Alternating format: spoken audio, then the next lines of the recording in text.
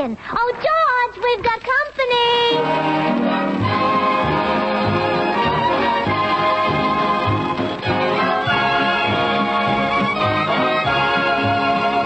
This is Bill Goodwin, speaking for Lever Brothers, makers of Swan, the new white floating soap that's pure as fine Castile. Well, it's Tuesday night again, time for another pleasant visit with George Burns and Gracie Allen, Jimmy Cash, Felix Mills and his orchestra, and the Swantette. While I'm there in the air with my head in the clouds, I think of someone I love. And I know down below she is dreaming of me while I am up there above. When the night is clear and the bomb dear drops a bomb that's white for song, how I yearn to return with my head in the clouds to the one I love on the ground. Now meet the people who live in the Burns house, George and Gracie.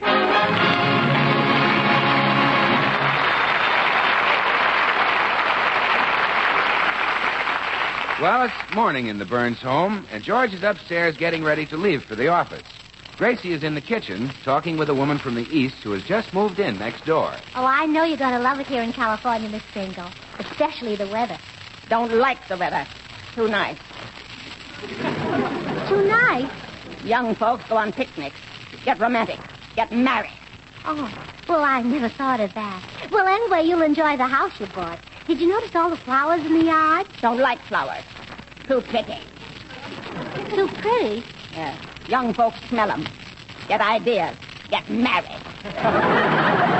My goodness. You certainly are down on marriage. Don't you like men? Men are different. Oh. Hate them. Really? Can't trust them. Young ones run after women. Old ones crawl. You married? Oh, yes. Yes, I have a fine husband. Pre-war. Wouldn't you like to get married? Huh.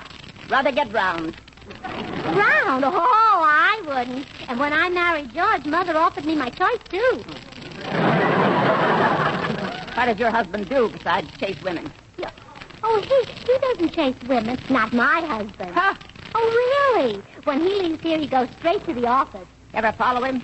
No, but I see him get on the bus. Women drive buses. Run elevators in office buildings, too. Oh, well, I'm not worried about George. Why, he wouldn't even make eyes at a lady butcher.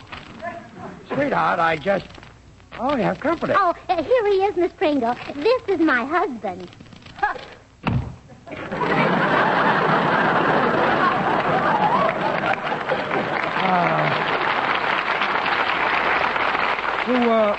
Who was that? Our new next-door neighbor. Must run over sometime and borrow a cup of cyanide. George. Yes, dear? Does a woman drive the bus you take to work? Yes. Why? Do you ever sit on her lap while she drives with one hand? Certainly not. Do girls run the elevators in your office building? Well, what if they do? Oh, please don't let them take you down the basement, George. Gracie, what in the world is going... Oh, excuse me, dear. There's the postman. The postman? Well, wait a minute. I'll go. Yeah. Well, gee, it's about time those vitamin pills started to work. Good morning, Mr. Burns. Glorious morning. Never mind the weather. Did it come? Have you got it? Yes, here it is. Don't hold it up like that. You want my wife to see it? Oh, I forgot. My wife doesn't allow me to look at this kind of magazine either. Quick, slip it under my coat. Here. Oh, boy, at last. Cowboy Love Tales. What a magazine. Remember when Oklahoma Tex had the rustlers cornered? He said, "Come out of there, you yellow-livered, ornery, low-down skunks." Sheer poetry, isn't it? And then all of a sudden, one of the rustlers stuck his head out. And bang!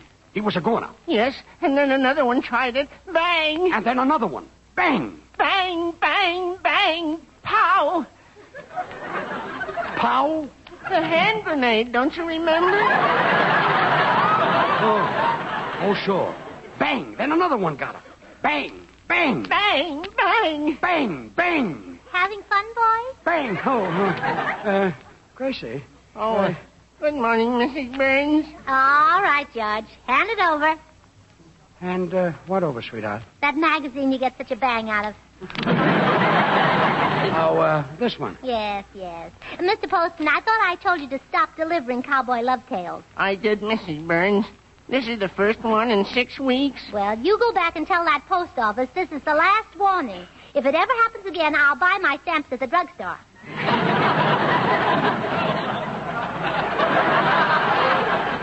Well, it won't happen again, Mrs. Burns. Goodbye. And remember, Mr. Burns, keep smiling.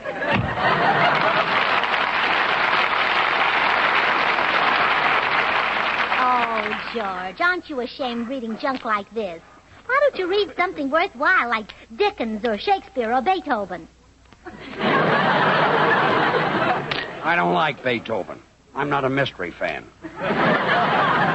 You've done without cowboy love tales for 6 weeks now, and you're not going to start embarrassing me again. Embarrassing you? Yeah, you know what I mean. You get carried away with that cowboy talk. And I don't like to be referred to as old paint. Gracie. And what about the day I asked you to make an appointment for me at the beauty shop? Well, You called Pierre and said, heat your brandonine, Frenchie, and I'm sending my doggie in to be clipped and curried. Did I say that? Yeah, and you ought to be ashamed. Hi, folks. I'll leave it to Bill. Bill, shouldn't George be ashamed of himself? He certainly should. What's the reason today? Gracie doesn't approve of my reading matter. Well, Bill, I'll bet you wouldn't read a magazine called Cowboy Love Tales. Well, of course not, Gracie. I never read any kind of love tale. See? I don't have to. I'm at an age where I can still live them.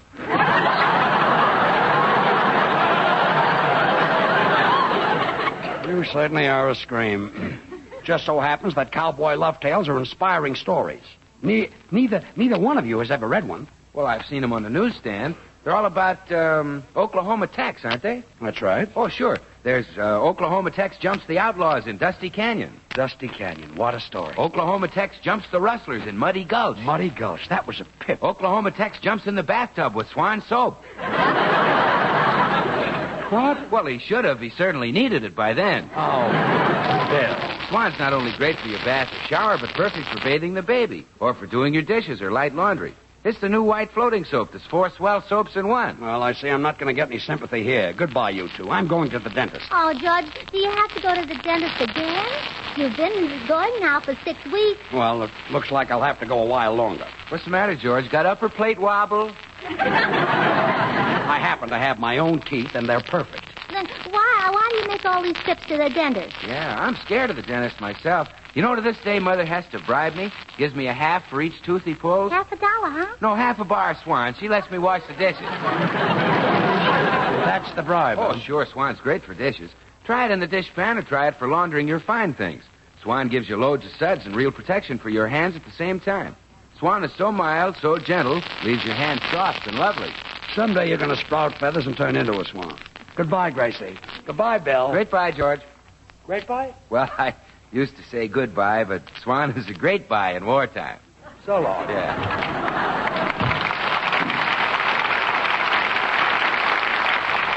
Say, Gracie, what dentist does George go to? Dr. Clark in the medical building. Oh, sure, I've heard of Dr. Clark. Really? Oh, yes, she's very good. She?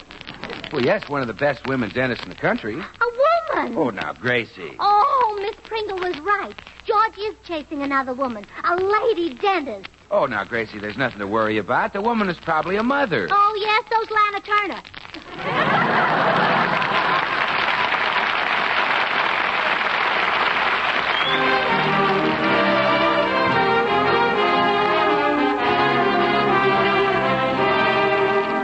Jimmy Cash adds his voice in the revival of this favorite of a few years ago, My Ideal.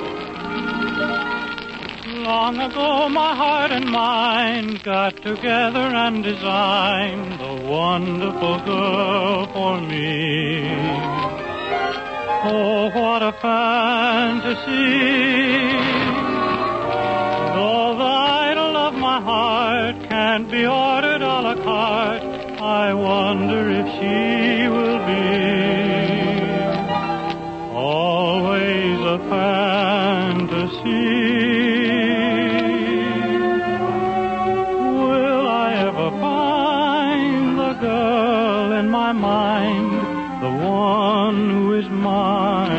dear. Maybe she's a dream, and yet she might be just around the corner, waiting for me. Will I recognize a light in her eyes that no other eyes reveal? Or will I pass her by and never even know that she is my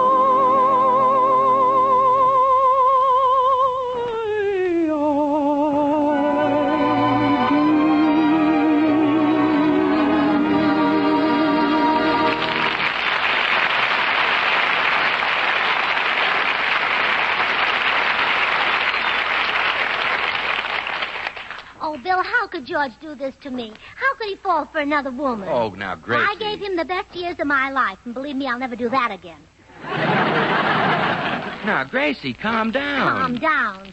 Do you expect me to sit here while that lady dentist drills her way into my husband's heart? Now, there's no proof that Oh, any... haven't I been a good wife to him, Bill? Haven't I bragged about him and praised him to everybody? Well, just the other day, I told the income tax man that George makes twice as much as he really does. Well, yeah, but... And the way I take care of his things. Last night, I took all those dirty old pipes that he smokes and gave them a nice bubble bath. Now, Gracie, don't get excited. I'm sure George only went to that lady dentist to get his teeth fixed. Remember, there's a shortage of dentists. There's a shortage of husbands, too. Let her find her own. I want my George. Say, you're really jealous of that man, aren't you? Well, can you blame me? Why, they don't make men like him anymore. They broke the mold when they made George. Well, better late than never.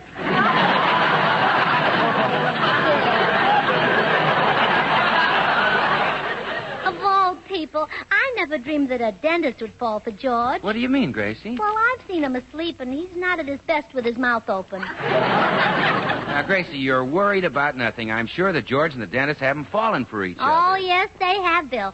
I can see it now. George walks into her office. She sits him down in her chair and puts her arms around him and says, "Don't worry. This won't hurt a bit."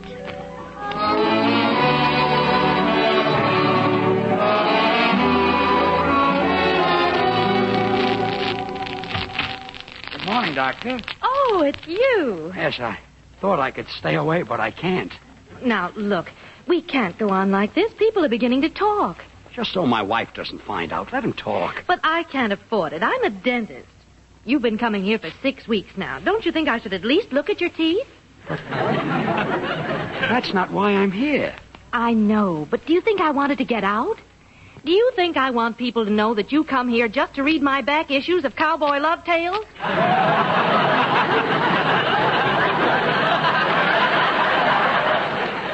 Gee, Doc, just let me keep coming until Oklahoma Tex escapes from Dry Gulch, huh? Well, all right. But remember, the next time he falls into a gulch, you'll have to dig him out somewhere else. Thanks, Doc. I'll read it right here in the waiting room as usual. Would you like to listen? No, thanks. Oh, excuse me. I have a patient in the chair. Now, let's see. Where did I leave off? Oh, yes, here we are. Oklahoma Tex leaped into the saddle. Could he reach Dry Gulch in time to save Lucy from the half-breed? On and on he rode.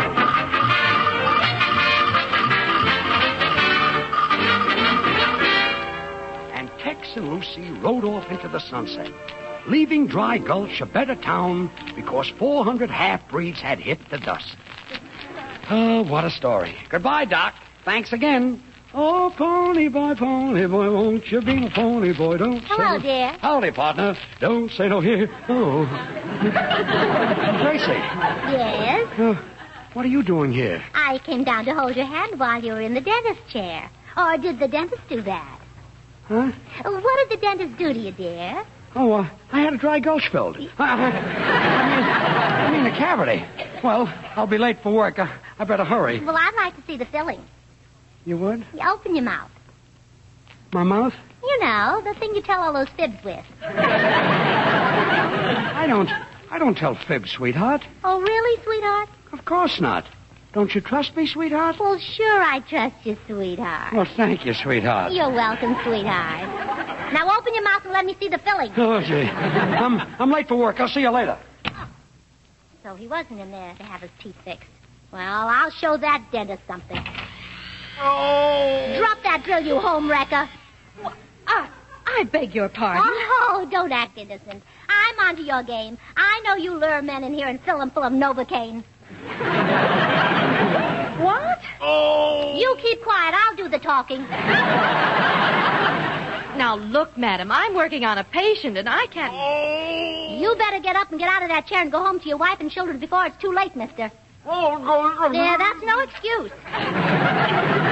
Look here, what does this mean? It means I'm wise to you. I've looked into my husband's mouth. I know you bought him with your gold. Oh, now, see here. Go home, you silly man. Madam, did you come here to see me about your husband's teeth? No, we'll cross that bridge when we come to it.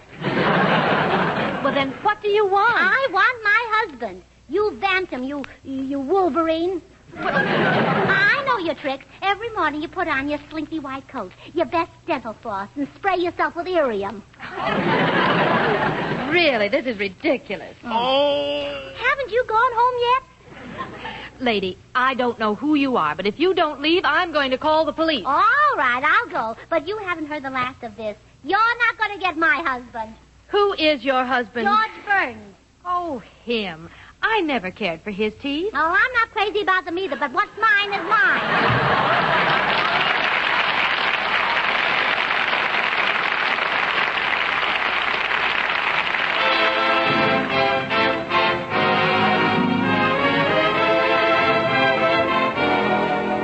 Time for Felix Mills and his orchestra. Tonight, Felix looks at the top 10 tunes and, for a Mills treatment, selects...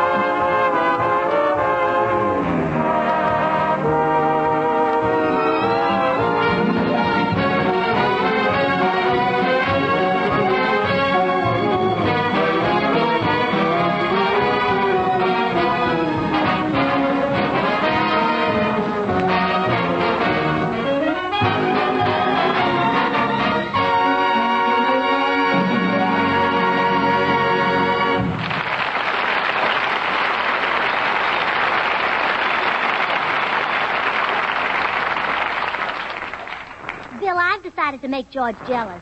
I'll show him that two can play at this game. Well, what are you going to do, Gracie? Oh, that must be Nigel Bolingbroke. He's going to help me out. That pool hall Hamlet? Oh, Bill, he's a fine actor. Come in. Greetings, fair lady. 'Tis I, Bolingbroke. Oh, Mr. Bolingbroke. I need your help. My husband is leaving me for a woman dentist. Egad, but your husband has peculiar tastes. Not to mention the woman dentist. Now, your job is to pretend that you're my lover.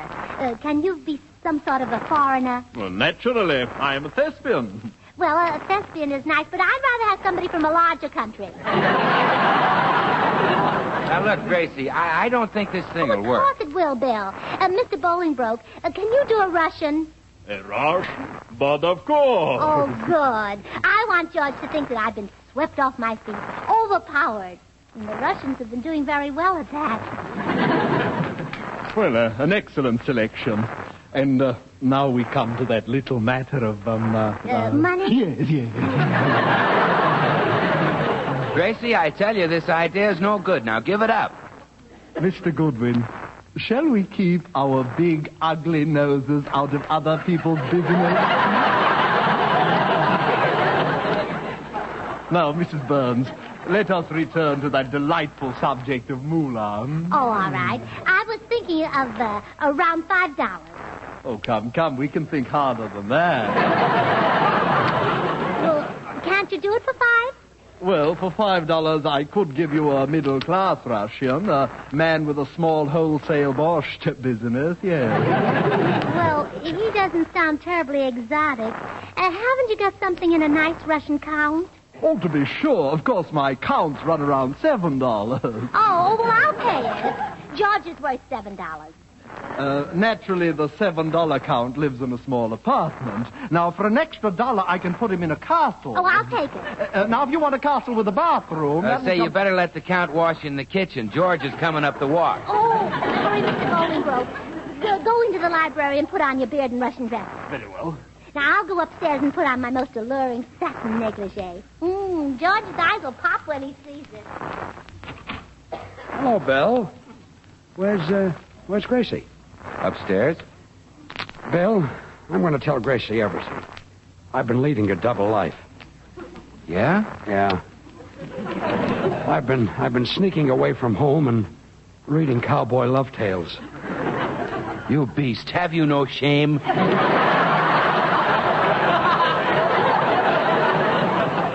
You see, I found the back issues in the dentist's office, and I just couldn't resist it. Wait a minute.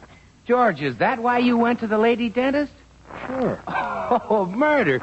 Gracie thought you two were holding hands in the shade of the old X-ray machine. Oh, stop. No, really, she did. She's even got Bolingbroke in the next room disguised as her Russian lover to make you jealous. What? Well, sure. They're going to do a big love scene to burn you up. Bill, I'm going to teach my wife a lesson. I'm tired of her being jealous of me. Well, shh. Here she comes. Oh, hello, George. Hello. Notice what I'm wearing? Oh, yeah. Been working in the garden? The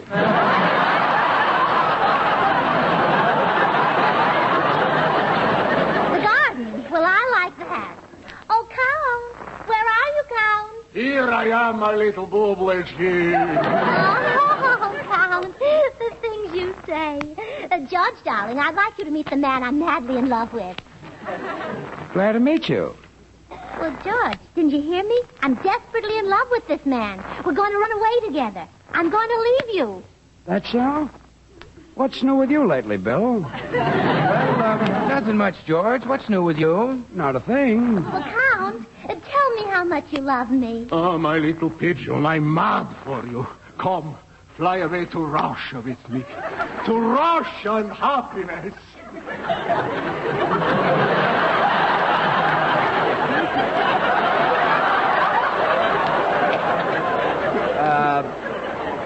What do you hear about Swan these days, Bill? Oh, plenty, George. You see, people know that Swan is the white floating soap that's 4 soaps in one. The soap for your dishes, light laundry, for bathing the baby, and for your hands and face. 4 soaps in one. Is that so? Yeah. Come, babushka, kiss me. I will smother you with kisses. Hot, burning kisses. Oh, Count, please. Oh, Count. Look, George, he's trying to kiss me.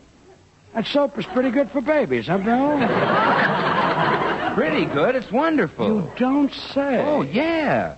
Swan is just what the doctor ordered for bathing the baby because it's so mild and gentle, kind even to a baby's tender skin. And if Swan is kind to a baby's skin, well, it must be a great complexion soap for grown-ups, too. Makes sense, doesn't it? Oh, sure. Count, I don't think my husband knows how much you love me. Bah to your husband.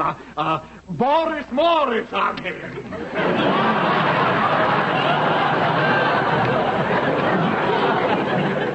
I will get up in the middle of the night, and with my bare hands I will strangle your husband until he is dead. Understand that Swan breaks in two, Bill. Oh, sure, George. Swan breaks in two so you can use half in the kitchen for your dishes and light laundry and half in the bathroom for your hands and face, tub, or shower. Imagine that. What'll those Lever brothers think of next? Yeah. George Burns. Yes, dear? Are you just going to sit there while this man steals your wife? At least you might have the courtesy to shoot him. Oh, I wouldn't shoot Bolingbroke. I might get 30 days. Bolingbroke? Bill, would you escort the Count to the door and kick His Highness outside? A pleasure, George. Now, just a minute. Let's not be hasty, my little friend. Just a minute. And now I've got a few words to say to you, my love. To me? Yes. I only went to Dr. Clark's office to read Cowboy Love Tales. You mean all you ever saw in her were her magazines? Of course. Oh, George, I've been such a little fool. I've noticed it. But I only get so jealous because I love you so terribly. You're my man, darling, and I adore you from the top of your tiny head to the tips of your big, strong feet. Yeah, but that's... Oh, please say you'll forgive me. Okay.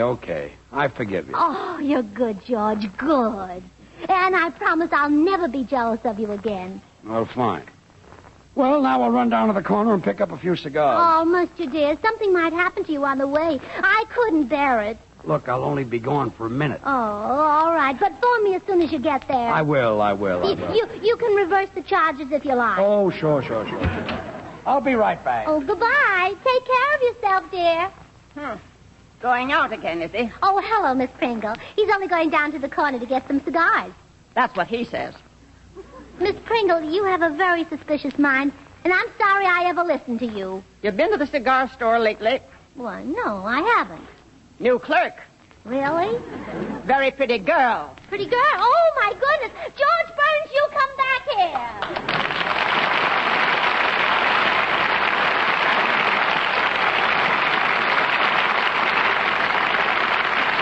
Well, George and Gracie are coming right back. Meanwhile, I'd like to remind you that there's ammunition for the next attack right in your kitchen. Yes, in waste kitchen fat. There's glycerin in waste fat, and glycerin is needed in the bombs and bullets and shells for our boys. So save all the waste fat you can. Melt down solid fats, too. Strain them into a clean tin can. And as soon as you have a pound or more collected, take it to your meat dealer. He'll pay you for it. How about it, friends? Try to get a pound of waste kitchen fat on its way to the munition factories in time for the next American offensive. Well, here again are radio's lovable Mr. and Mrs. George and Gracie Burns. All right, Gracie. So Cowboy Love Tales is junk. Now turn out the light and let's go to sleep. How can you read this silly stuff? Listen to this.